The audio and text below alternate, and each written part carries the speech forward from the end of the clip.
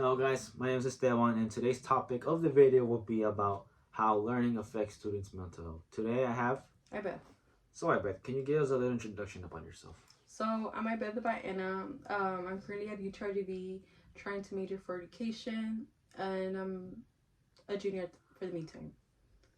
Okay, again, I bet, thank you for being in the video. I have a question for you. So, throughout your high school and college years, have you ever felt so much pressure?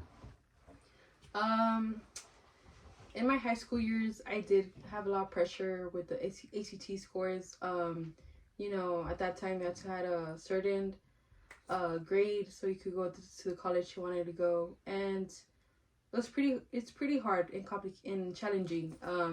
For example, they'll give us certain times to finish certain subjects, and it was pretty nerve wracking. And yeah. Okay. So, since you're trying to major in education, have you ever shadowed a teacher before, or have you ever helped out something like that? Starting my sophomore year, I started shadowing elementary teachers first, and then I went up to middle school in my third year of college, which is junior. Yeah, this year. Yeah. So you've seen students in the classroom and teachers. So, from your point of view, how often did you see the students struggle in that class or in any of the classes? Honestly, when I would first attend, the teacher would come at me show me the lesson plan, what they're gonna do, and then she'll start with her assignment, start with the lesson. And honestly, I would always look around students if they needed help. They raised their hand. No one really did, and I always had questioned that until I would look at a lot of students and they'll be stuck in one certain question, just looking at the paper, and I would be like, "Hey, do you need help?" And they seemed really nervous, honestly, and they're just babies. I understand them, so yes, I did see a lot of students struggling.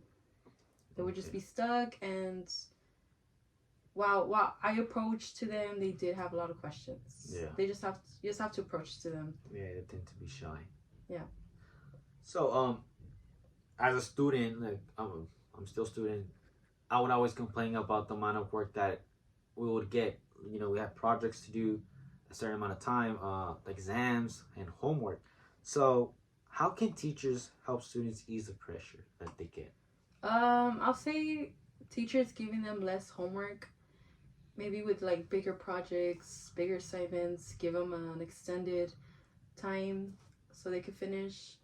Because sometimes teachers be giving us till Friday, it's barely Wednesday, and yeah, I think just giving them a little more time and a little bit less homework, especially for younger children at elementary or middle school. Yeah. So, in today's society, perfectionism is something, starting to be important, in high school or in, school in general, or in, work or stuff like that. So, is perfectionism important in school? Nowadays I don't think perfectionism is that important. As long as you just try your best, as long and also turning in the assignments that teachers ask for. But as long as you just try your best and give what you know, so you could see where you stand. Pretty much it. Yeah, and perfectionism, like what I think it's not really important. Students, nowadays, they're not okay with failing. Failing is not an option for them, or failure is not an option to them.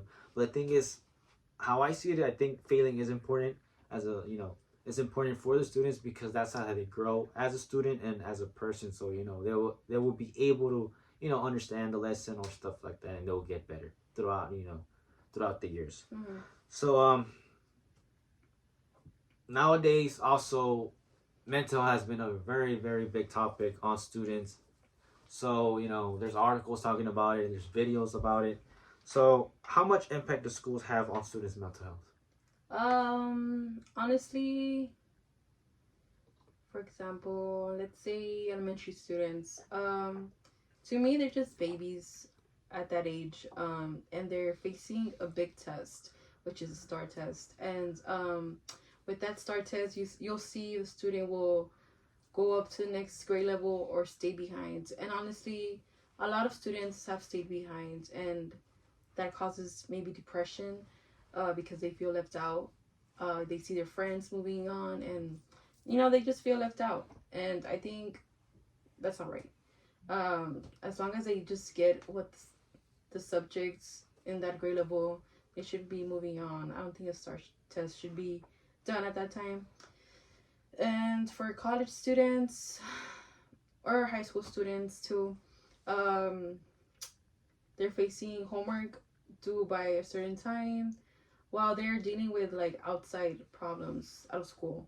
For example, them working to pay them the bills. I mean, to help their parents with the bills. Um, Maybe dealing with problem with their families. You never know at this time because honestly, like for example, my professors have big classes and I don't really know the teacher. I mean, I just see her as my teacher, and there's a lot of students around me that I don't know what they're dealing with or going through. So at the same time, yeah, I think it does.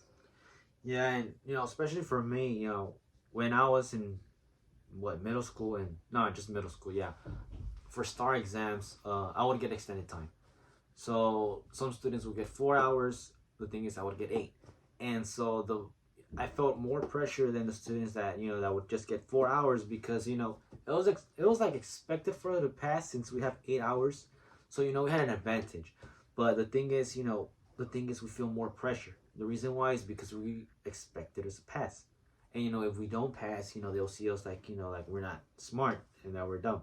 So that's why that's how I felt a lot of pressure during that's no that's how much pressure I had because of school. So a subject that's not really talked about is about teachers and stuff like that. Students don't really talk about the teachers, or videos or articles don't talk about it, but teachers are human beings. So a question that I have is, do schools expect a lot of the teachers?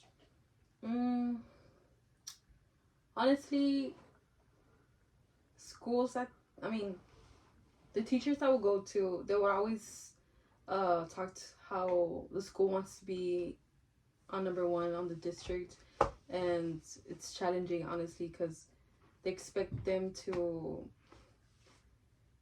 like show the lesson at a certain time, and some students still have questions. I mean, they do help them as much as they can, but some students need extra help and or anything honestly, and you know the teachers have to move on because they have to go to the next lesson, uh, since the school expects it. And what else? I think that's it.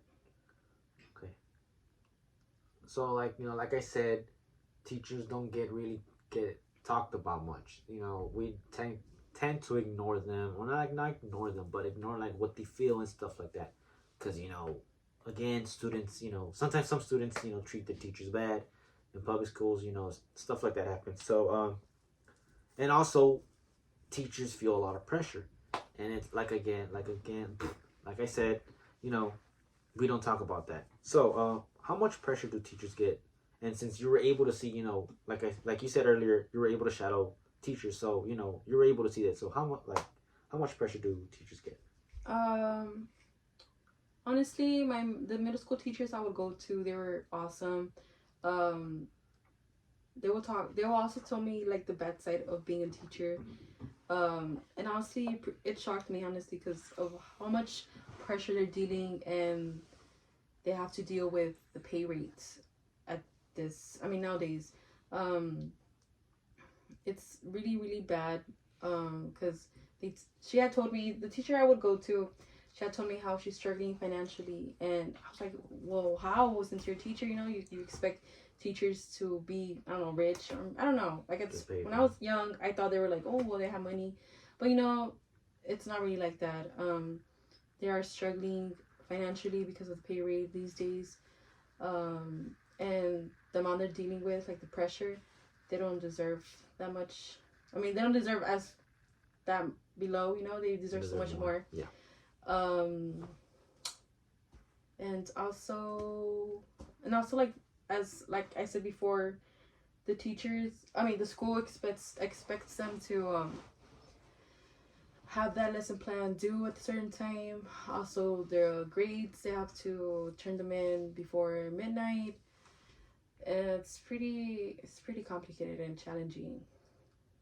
Yeah, and teachers, give up a lot of their free time just to, grade paperwork, like you said, grade paperwork, to do a lesson as well. Like they have to do lesson plans in their free time. Also, they come in the afternoons to help other students with tutoring, or no, they also give up their, Saturdays to help out teachers. Giving out their free time. Yeah, and they don't, they're not getting paid well for that, but like I said before, teachers are not really talked about, but they should get all the attention. They should get all the credit that they deserve, and stuff like that. But again, thank you for being in the video. Thank you for being in the video. Thank you for answering the questions. And again, yeah, that'll be it for today. Thank you for watching the video. Hope you enjoy.